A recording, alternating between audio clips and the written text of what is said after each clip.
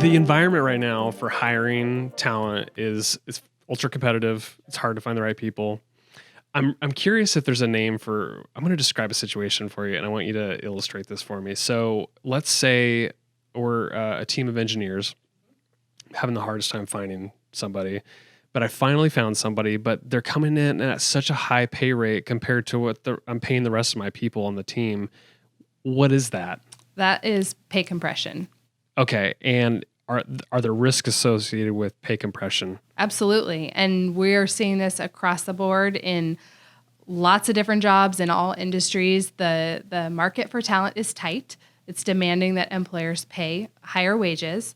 So as the market increases and you've got these folks that are here working for your company, loyal, doing a great job, maybe people that have grown up within an organization, their pay has not increased at the rate that the market has. And so to bring talent in, it's more expensive than to keep paying the people that you have doing the same or similar jobs.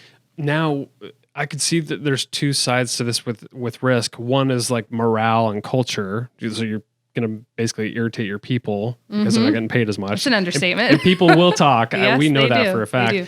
And then the other side of it is now with this pay equity stuff in Oregon specifically, there's legal risk, right? So talk about those two things. Yeah, I mean, it's important to pay people fairly even before this pay equity law, came into effect. And that law requires that employers pay, equitable wages for same or similar work. And there are bona fide factors that an employer can use to determine, maybe there's two of the same job and we're going to pay a little different because of experience or a degree or a certification. But if you've got people that are doing the same job and they've got very similar characteristics and skill sets and backgrounds and you're paying a different wage, they are talking about it. That's just the way things are. It's not like it was 30 years ago where people were quiet about their wages. So if they're talking about it, it's going to impact morale. And we know that morale has an impact on productivity.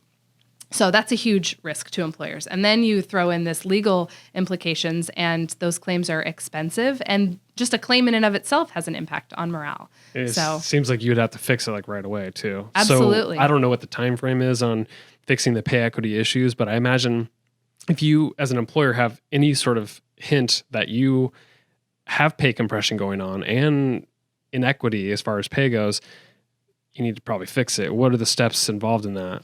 I mean, it does need to be addressed immediately. There are a lot of organizations, though, that can't afford to do that. There's budget restrictions. So creating a plan, being really transparent with employees, I think is important. Maybe we want to get you to this point, but right now the budget only allows here, so we're going to do some incremental increases.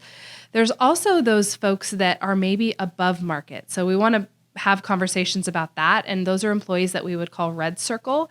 And they're at the top of the range for their position. And we may consider freezing pay for those employees. We may consider lump sum bonuses instead of incremental pay increases that sometimes will phase out. That's an approach. But it's sort of looking at it all around. You may bring somebody in at a wage that's maybe outside of your range for a variety of reasons. Communicating that to that person when they're coming in is important, right? I would want to know if I'm coming into an organization if there's not going to be a lot of potential in the current position that I'm in for increases. If employers aren't doing any of this analysis that we're talking about, what are the steps they can take if they realize there are some inequities? Is there some sort of analysis they can do to uncover those issues and then build a strategy going forward? What have you seen? I typically see employers start with compensation philosophy. So really uncovering how do we think about compensation? What are the things that we lump into compensation? So starting there, doing some benchmarking for your key positions or for the whole organization is best practice. So what's the market saying? And you use data sources for that. And then you also, can look at what are people saying that are applying for your job? So talking to your HR department and your recruiters, what's the market saying the wage should be? And then looking at that pay structure that we've created and the people in the jobs and doing some analysis in terms of equity would be the last step.